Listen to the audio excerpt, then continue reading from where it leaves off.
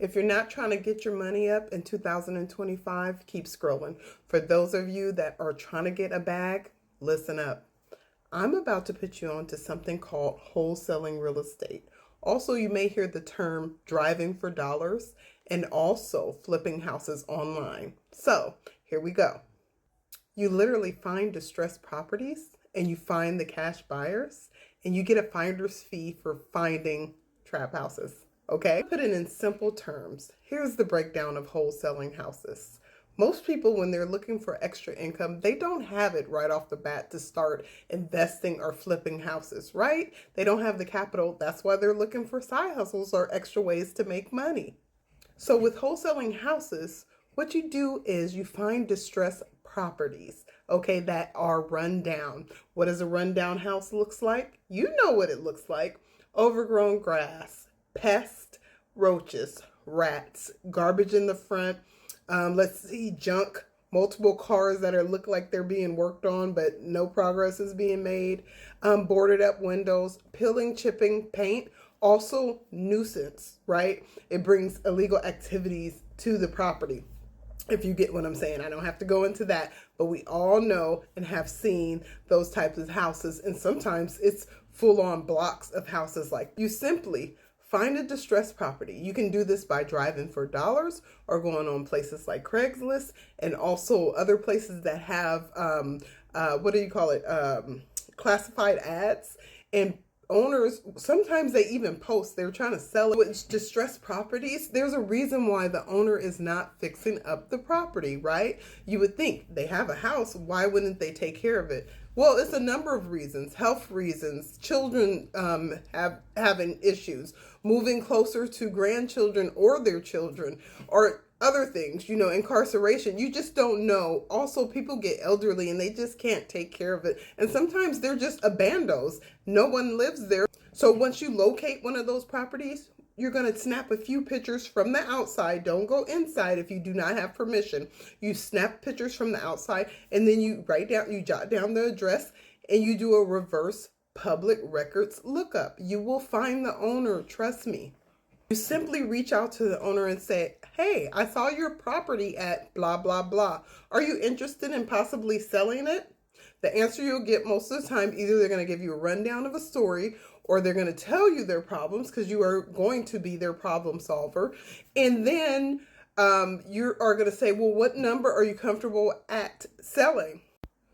They know that property is not worth what it could be on the market because trust me, they would have ponied up the dough and put it on the regular market with a realtor, okay? So they'll give you a number. You kind of will go back, look at the comps in the neighborhoods. It's easy to do, trust me. It sounds hard, but it's not. And you can do that simply also by looking on Zillow, and it'll tell you what houses are selling for near that address, right? When you type in the address.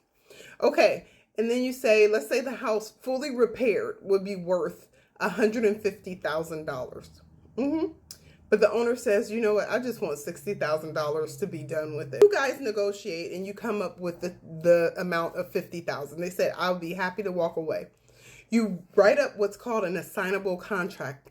This gives you 30 days, sometimes 60, but 30 days just for good faith to find a cash buyer for that property. So how do you do that? You look for cash buyers. They're in investor groups, not like Bigger Pockets. That's one of the podcasts, and also forums that cash buyers meet in. Also, there's plenty of groups on FB Marketplace, if you get what I'm saying. There are ways to find cash buyers, okay? So you have Mr. Moneybags over here. He says, yes, I'm interested in that property. You tell him that you can have it for $60,000. He says, of course, because he knows if he puts $15K into that property that he can sell it for that $150,000. Okay. So let me back up a little bit. So you have the owner over here. You guys sign what's called an assignable rights contract. That gives you the rights to the house on paper only.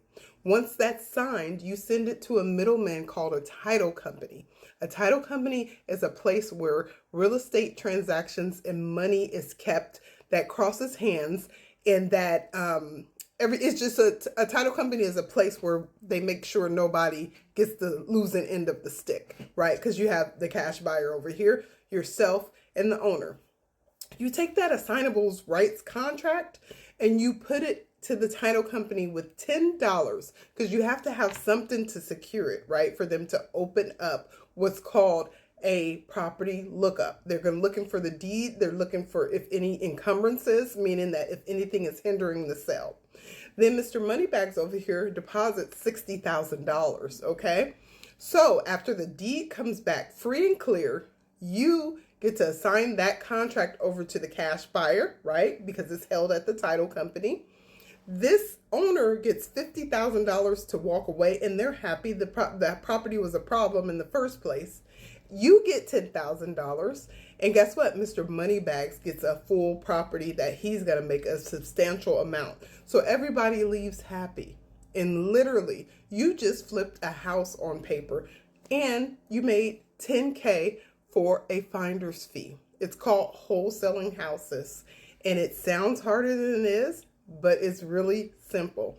You literally just have to look for houses that look raggedy, do a search, and then you market it to a cash buyer. And no, you don't need a license, okay? Because these are off-market deals, meaning they're pocket deals. They're not on the MLS. To list on the multi-listing service that realtors list on, you need a license, okay? But with wholesaling real estate, you do not. And there are wholesalers out there making $100K or more a month, okay? But I just want you guys to realize that one deal a month, one deal, that's one minimum, is $10K in your pocket. Could your family use that? Okay? So, you guys know I'm here to teach you guys. I wrote the guide. You go to my bio, you get flipping houses online, and you get started, get in the bag. You know, you can DM me with questions and you can email me, but do not contact me if you have not read the guide, because I'll be able to tell if you're asking a question that's strictly in the guide. But anything else, I'm here to guide you. You know, I post materials to get you guys motivated and started, but you have to read the guide. The first key point of changing your financial circumstances is educating yourself. And this is a side hustle that people are doing and literally making hundreds of thousands of dollars. You just didn't know about it, but I'm here to put you on, okay? Last thing, like, follow, and share, because you guys know what I'm about. Sharing is caring, and you come back for more, okay? Tap that share button. And also, how do you get to the bio? A lot of people ask. You tap my username, 107 Side Hustles, or you tap the profile picture, 107 Side Hustles. It will take you to the top. You will see a bold line. That is the link tree. You tap the link tree. That's where all my educational materials are. But what you're looking for is flipping houses online. Go there, download it, come back, ask me questions, okay? I love you guys. Share, share, share. And I'm here to teach you. Let's get it. It's 2025, multiple streams. Bye.